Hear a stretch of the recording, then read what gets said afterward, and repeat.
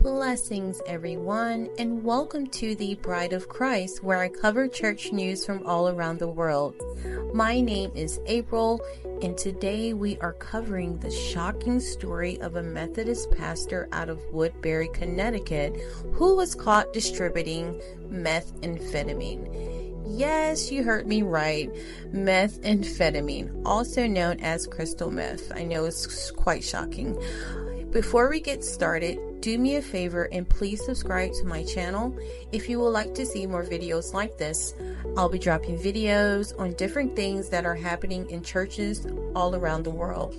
As the bride of Christ, it is important to bring exposure to the false teachers so that we are aware of the deception that has been infiltrating a lot of the Christian churches. It says in Matthew 7:15, "Beware of false prophets who come to you in sheep's clothing, but inwardly are ravenous wolves." And the word beware means all of us should be alert, but especially shepherds, to identify not just false teaching, but false teachers whose ways are subtle. They're clothing themselves with lamb's wool while they're wolves, or as the saying goes, wolves in sheep's clothing. All right, let's get started.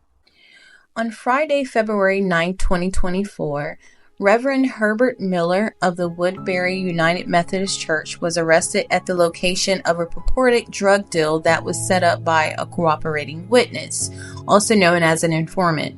According to the Connecticut State Police news release, Miller was charged with possession of narcotics with intent to sell, possession of a controlled substance, and use of drug paraphernalia, among other charges. His arrest followed an investigation into a tip that he was selling drugs from the rectory next door to the Woodbury United Methodist Church. Now, in case you're wondering what a rectory is, because I didn't know, a rectory is a residence provided by the church for its clergy that is often found adjacent to a place of worship. Now, his arrest was Friday after cops were tipped off about Miller's alleged side gig that was reminiscent of the plot of Breaking Bad. The New York Post actually compared Miller to the Breaking Bad star Walter White, which I think is kind of ironic because he does actually favor him. Miller arrived at the meeting at a predetermined location for the drug deal and was instead met by police. He was pulled over by state troopers in Woodbury and found to be in possession of crystal meth in both rock form and in liquid form in a hypodermic needle ready for injection. So not only was he dealing, but he was using meth, which is terrible.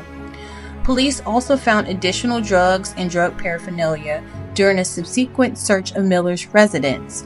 Now, here is the biggest twist to the story.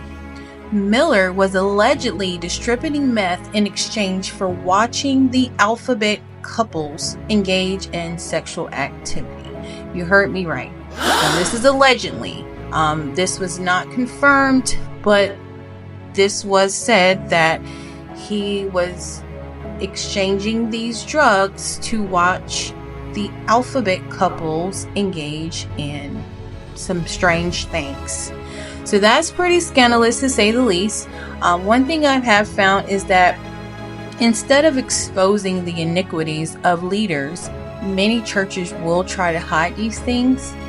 And in fact, I can confirm this to be true because if you go to the church's website, the Reverend has been completely removed from anything related to the church. In fact, if you look at their live sermons, which is linked to their homepage on their church page, it goes to the YouTube page, redirects you to the YouTube page, and all of the sermons have been removed. Like the whole YouTube page is completely blank, like he never existed. So I think that's quite strange because I understand, the Methodist Church, they have a big congregation, they have churches all over, but instead of bringing exposure to these false leaders, they decided to just completely dissociate themselves and, like he never existed. And clearly he was, part of the church. Also, he was hired by the Woodbury Church last June in 2023.